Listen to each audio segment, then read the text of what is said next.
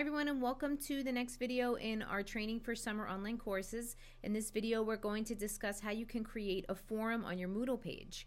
Using the forum feature is really useful when you have your online course, because what it's going to allow you to do is to have a conversation with your students about a topic or topics and have everyone give their opinion, and it sort of creates this sense of community in the online class, which sometimes is hard to do, especially when you're not face-to-face.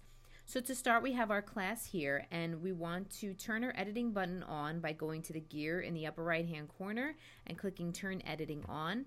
And we're going to be working in our legacy section here today, so we want to press add an activity or resource, and underneath activities we want to choose forum. So there are two types of forums we're going to discuss in this video. The first one is the standard forum for general use, which is the one that is selected for you by default. And we're going to create a forum name, and we're just going to name this legacy discussion. And I'm going to put here in the description the thing that I want to have a discussion about. So I put my description here, and it's asking the students to discuss everything that we've learned over the last few weeks as a class, different perspectives, if their feelings have changed. So this is where you're going to put that information. Now we're going to leave forum type as standard forum, and then you have a few options that you can choose here. So you have attachments and word count, where you can choose the maximum attachment size that a student can put when they're responding, how many attachments you want them to have. The subscription and tracking is also important, especially when you are working in a forum. And what I like to do is actually, under subscription mode, click on this little blue question mark, because it does give you help and explains each of the options.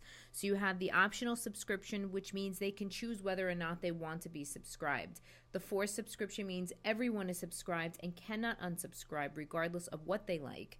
And what this will do is it will send an email every single time somebody writes an answer or anytime anyone answers somebody else. So you want to keep that in mind when you are putting forced subscription, because it can get to be a lot if you have a large conversation.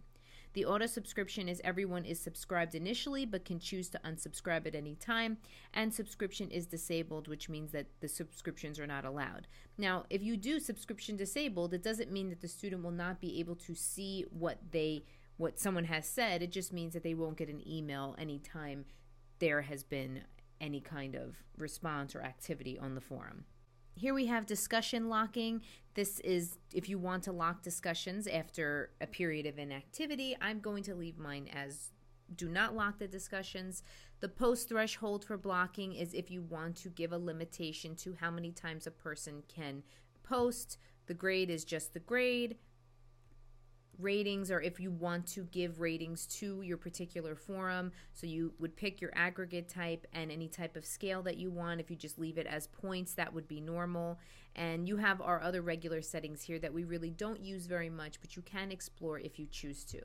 So if you press save and return to course, you'll see the legacy discussion here on the main page. Now this default forum will allow the students to create their own discussion, and each student that comes onto the forum can click into that particular student's discussion and make comments on it. So I'll show you what that looks like.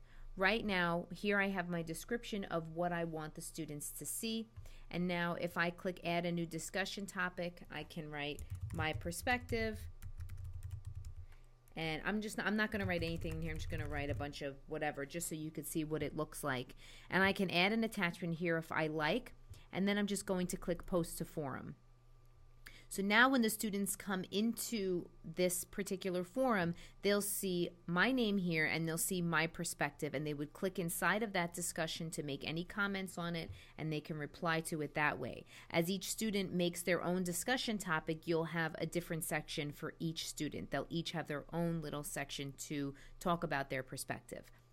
Now, if you want to use the other option, I'm just going to copy what I have here so I can use that as the example in our other type of forum. And we're going to go back to our main page and follow the same process as we did before. Underneath legacy, I want to click add an activity or resource and choose forum, and then press add. And then here I'm going to just do legacy perspectives 2. And then in the description, I want to put the same description that I had before. Now for forum type, instead of choosing standard forum, we're going to choose a single simple discussion. And the difference is that at the top of our forum, this will appear, this description, and then the students will just reply one after the other. There isn't separate discussions. They don't have to go into each other's information to see or answer what the other person said. And I'll show you what this looks like as well. So we're going to leave everything else as is, press save and return to course. And if we click on Legacy Perspectives 2, we can then see this is the difference. Now, we don't have any way to add a new discussion topic. This is the main discussion topic, and if I want to reply to this, or a student would want to reply to this, they would click reply, and then their answer would be here, and then reply would show right underneath that. So let's just, again, type nonsense, just so you could see what it looks like, and press post to forum, and then it shows that I've responded to this particular topic. Each type of forum that I have shown you has their strengths and their weaknesses, so it really just depends on what your outlook is or what you're trying to get from the students. If you want them to have their own separate sections, then you would use the default one. If you just want them to answer one question and you sort of want everything on one page, you would use the one that I just showed you. In our next video, we're going to discuss how to create a quiz.